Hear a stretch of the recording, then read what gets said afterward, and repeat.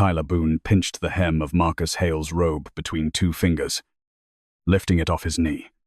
He flipped the black fabric over, looking at the seam like he was inspecting a rental, then dropped it right on the gas cap. Hold still. What is this? A quick stop for gas was about to go sideways because the man with authority on the scene refused to stop at the simplest check. Wednesday morning, October 16th, 8:03. The Chevron station on Market Street had all four of its front pumps open. From the edge of the lot, you could still see the flag in front of the federal courthouse. Marcus Hale pulled his charcoal gray Mercedes up to pump number 3. The gas light had been on since the Germantown stretch. He'd meant to fill up the night before but forgot. The hearing started at 8:30. The files for the morning session were in his leather briefcase on the back seat. A new text from Hannah Brooks was on the screen. All the lawyers were already there. Marcus had worn his robe from the house. His courtroom was 3 blocks away. He wanted to go straight from the parking garage to the bench.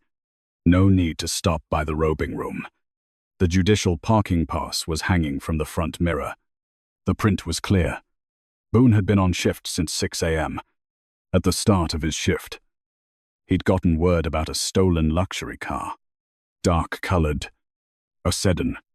No name for the driver yet. No full plate number. When Boone pulled in for a coffee, the first thing he saw was Marcus. A black man standing next to a gray Mercedes. A black robe that came down near his knees. The pump was running. The card was still in the payment slot. He didn't look at the gas prices. He looked at the robe first, then the car. Then he walked straight to pump number 3. His right hand stayed low, near his waist. Marcus turned his head toward the sound of the footsteps. He still had his phone in his left hand. Boone stopped less than an arm's length from Marcus. "Id, whose car is this?" Marcus pulled his credit card from the pump. The nozzle was still in the tank. He glanced at Boone, then at his watch. "It's my car. I'm on my way to a hearing." Boone didn't respond to that. His eyes settled on the black fabric. That's when he used 2 fingers to lift the hem of the shirt. Marcus pulled the shirt back into place. He set his phone on the hood of the car. "It's a judge's robe. The courthouse is right up the street." Boone held out his hand again. "Papers." Marcus opened the driver's side door. His leather wallet was in the center console. The car's registration was in the door compartment. His work ID was tucked behind his driver's license. He took out all 3. A stack of case files on the back seat shifted as the door opened. The top file showed the hearing time in the top right corner. Boone didn't look at the time. He took the documents first. Then he leaned over the windshield. The tip of his pen tapped the judicial parking pass. He flicked it aside, like something hanging where it shouldn't be. Marcus rested his hand on the edge of the door. His thumb rested on the leather trim. "Call my office. It'll take less than a minute." Boone looked at the driver's license. The photo, name, and address were all there. He glanced at the registration. The name on the paper matched the one on the license. Boone didn't pull out his phone. He didn't ask for the office number either. He looked up at Marcus, then back at the Mercedes. On the phone screen sitting on the hood, a call came in from Hannah Brooks. It buzzed once, then went silent. Marcus didn't touch it. Boone held the 3 documents in his hand. "Stand by the pump. Don't touch the phone." He walked back to his patrol car with Marcus's papers. The car door shut. The computer screen inside the car lit up. Marcus stood by pump number 3. The gas nozzle had already clicked off. The total was frozen on the pump screen. The federal courthouse was still right at the end of the block. The phone screen lit up again. The name Hannah Brooks appeared again. Marcus glanced toward the patrol car. He glanced at his watch, then smoothed the cuff of his shirt. The briefcase was still open, a crack inside the car. The driver's door wasn't fully closed. 3 blocks ahead, a courtroom was waiting for someone to open the door. The screen in the patrol car cast a white light on Tyler Boone's face. He placed the driver's license next to the keyboard. The vehicle registration lay crooked across the steering wheel. Marcus Hale's service ID was still on top. Boone typed in the license plate first, then the name. Then he pulled up the vehicle number to check it. 3 separate results came back on the screen. The license was valid. The car was registered under the right name. The vehicle wasn't on the list of cars reported stolen at dawn. Boone stared at the screen for a few more seconds. His finger tapped lightly on the edge of the steering wheel. The radio squawked briefly. He didn't answer right away. Out by pump number 3. Marcus stood next to the driver's door, which was still ajar. The phone on the roof of the car lit up, then went dark. The name Hannah Brooks appeared one more time. Marcus didn't reach for it. He looked over at the patrol car. Then he looked up at the flag in front of the federal building. Boone got out of the car. The documents were still in his hand. He didn't hand them back. He stopped at the front of the Mercedes. His eyes moved from the front windshield down to the door handle, then to the back seat. The briefcase was still open a crack. Marcus placed his hand on the edge of the door. His fingers stayed right there. I have less than 20 minutes. Boone didn't look at a watch. He looked at the briefcase first, then at the hem of Marcus's suit jacket. Step away from the vehicle. Marcus didn't move from his spot by the driver's door. He kept his hand on the edge of the door. You already ran everything. Boone pulled the back door open before Marcus could finish the sentence. He leaned inside. The briefcase was pulled out with one hand. The latches popped open on the trunk lid. The first file slid out. The case name was on the cover. The hearing time was in the top corner. Boone flipped the file over with the back of his hand. Then he opened the main compartment. A laptop was under a stack of files. The charging cord was wrapped up neatly next to it. Nothing changed the results of the check he'd just run. Marcus stood still by the driver's side door. He took his phone off the roof of the car. Just as his thumb touched the screen, Boone looked back. No phones. Marcus held the phone in the palm of his hand. The screen was still lit up. A new text from Hannah Brooks was on the screen. The courtroom is full. The clerk is waiting by the door. Marcus lowered the phone to his side. She's waiting for me to start the hearing. Boone set the file back down on the trunk. He glanced at the time on the cover one more time. Then he picked up his radio. His voice was clipped over the channel. Calling for backup. Another car was dispatched to the gas station on Market. The reason given was still a suspicious driver next to a dark, luxury vehicle. Marcus stared at the radio in Boone's hand. Then back at his own papers. They still hadn't been returned. The pump next to them clicked as a new customer lifted the nozzle. A man with a pickup truck at pump 5 turned to look. His name was Owen Parker. A phone came out of his jacket pocket. The camera was turned sideways. The frame captured pump 3. The patrol car. The trunk.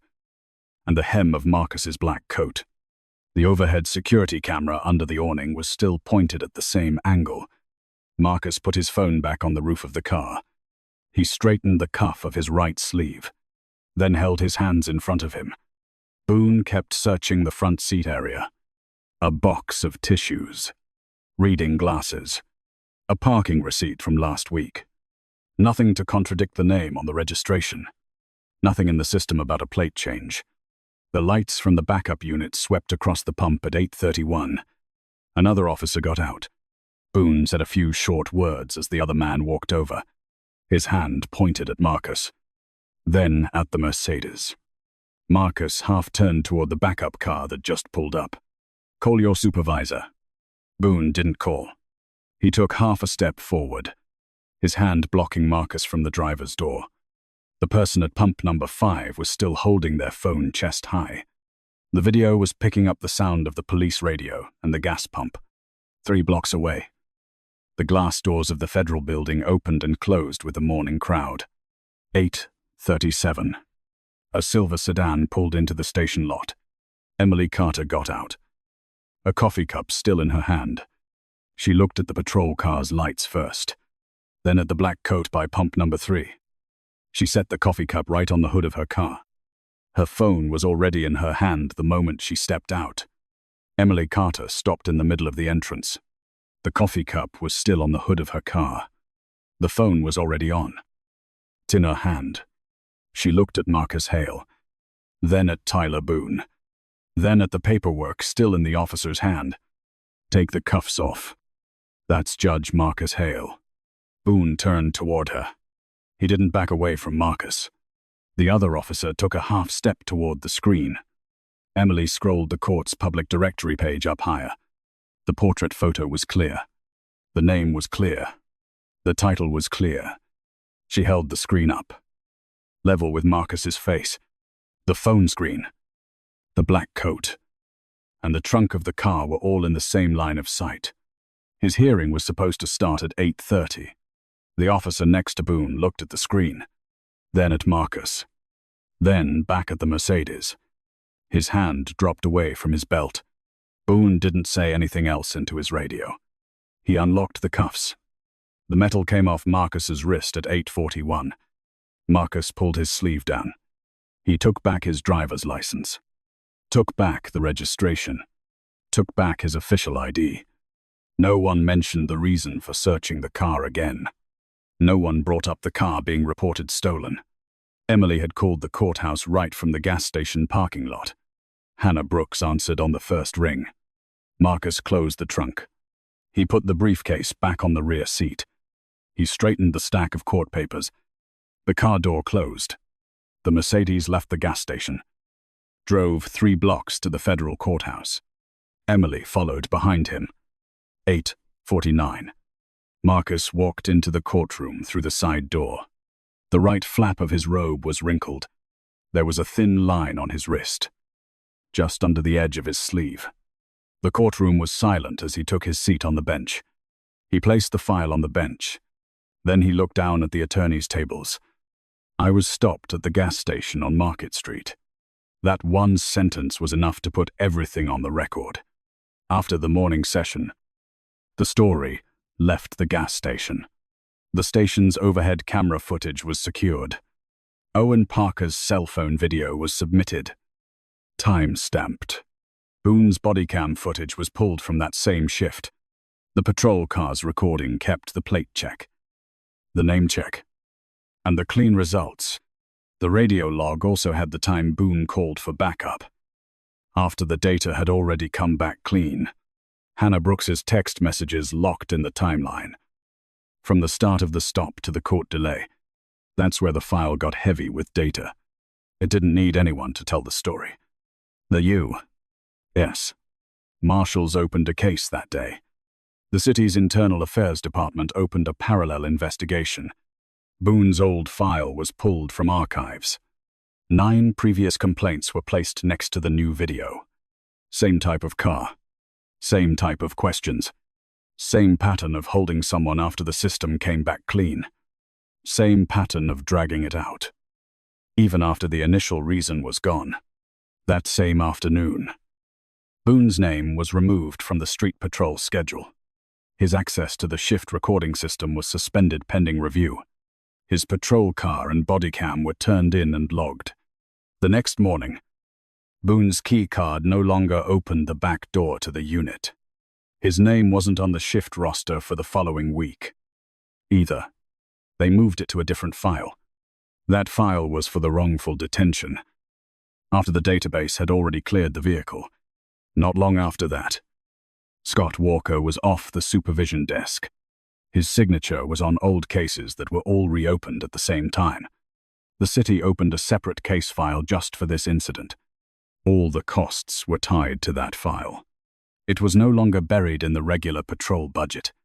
Over at the Central Patrol Unit, new procedures were put in place right after that. Any detention that went on too long after a data check had to be reviewed by a supervisor.